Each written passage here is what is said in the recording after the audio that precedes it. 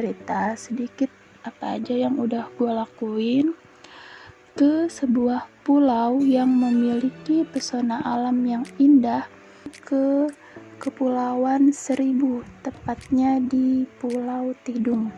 Nah, selanjutnya gue naik kapal menuju Pulau Tidung sekitar jam 9. Agak melesat sih dari estimasi gue, karena gue kira jam 8 itu udah langsung OTW. Nah, perjalanan gue ini naik kapal untuk jarak jauh. Perjalanan ini adalah pengalaman terbaru gue untuk naik kapal jarak jauh. Jujur, awalnya gue takut, tapi akhirnya gue terhipnotis dengan indahnya ciptaan Allah, sehingga mengalahkan rasa takut gue saat itu. Dan dengan keindahannya itu, gue merenung bahwa sesungguhnya kita ini bukanlah apa-apa, dan kita itu sangat kecil dibanding dengan luasnya lautan.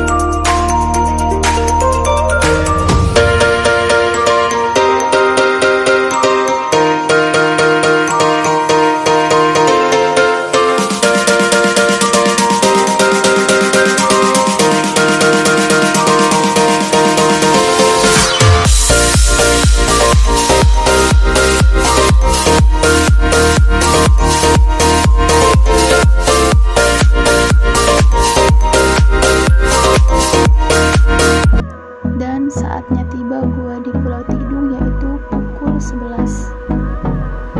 Langsung menuju ke homestay.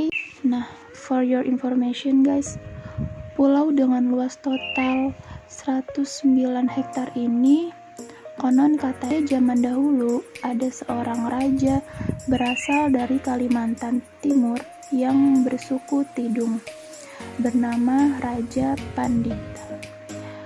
Sang raja ini diasingkan oleh Belanda ke pulau tersebut. Menghormati jasa raja tersebut, akhirnya semua orang pun menjuluki pulau tersebut dengan sebutan Pulau Tidung. Acara pertama yang gue lakuin yaitu snorkeling.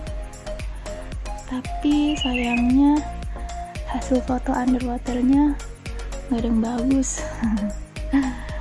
Nah, next, hari menjelang sore, saatnya gua berburu sunset.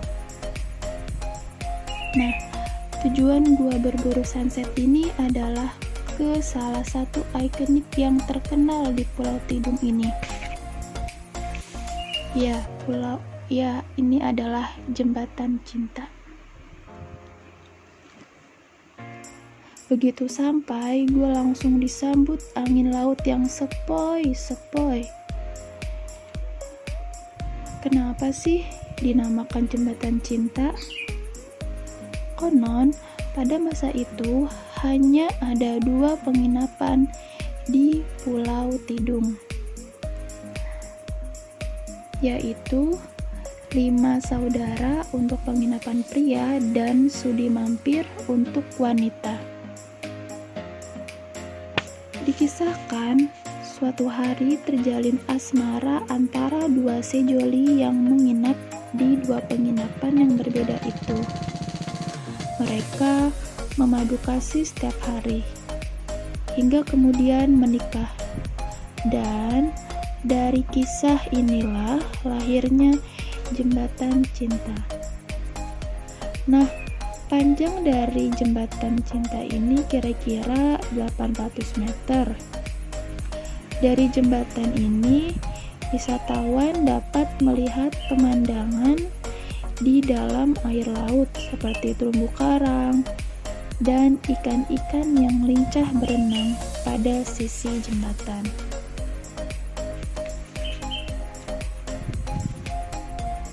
Malam pun tiba dan saatnya gue bergegas ke homestay.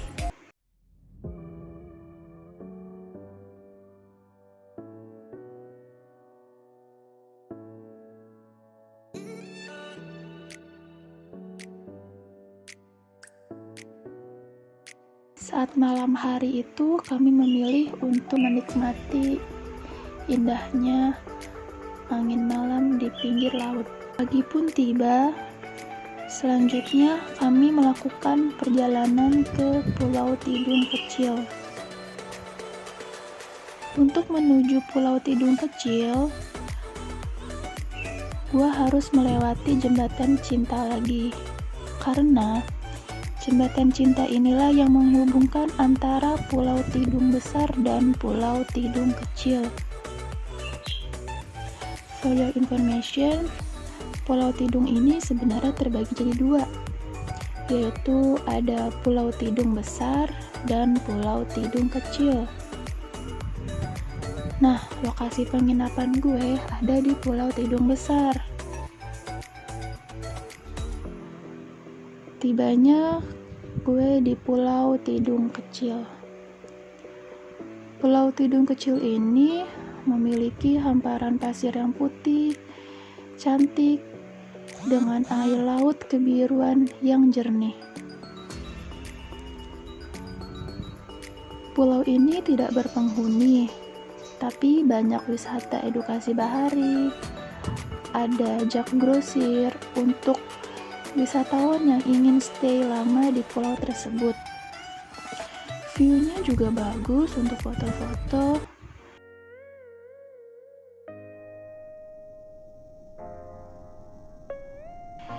Ada wisata museum ikan.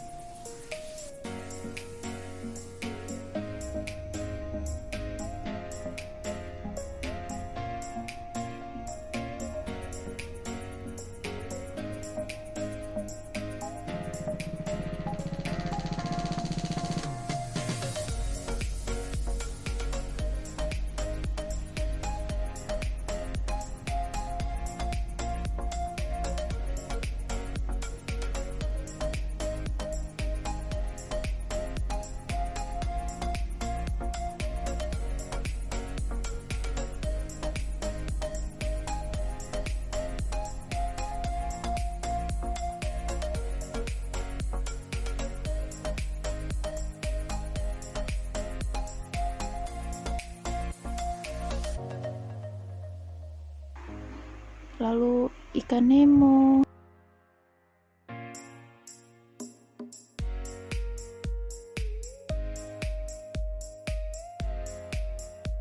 Dan penangkaran penyu. Nah, gua di Pulau Tidung Kecil itu nggak lama, paling hanya sekitar 2 jam. Lalu gua balik lagi ke Pulau Tidung Besar. Karena jam 10 gue harus udah balik ke dermaga untuk melakukan perjalanan pulang. Nah, seperti itulah cerita gue selama di Pulau Tidung. Tunggu cerita gue berikutnya ya.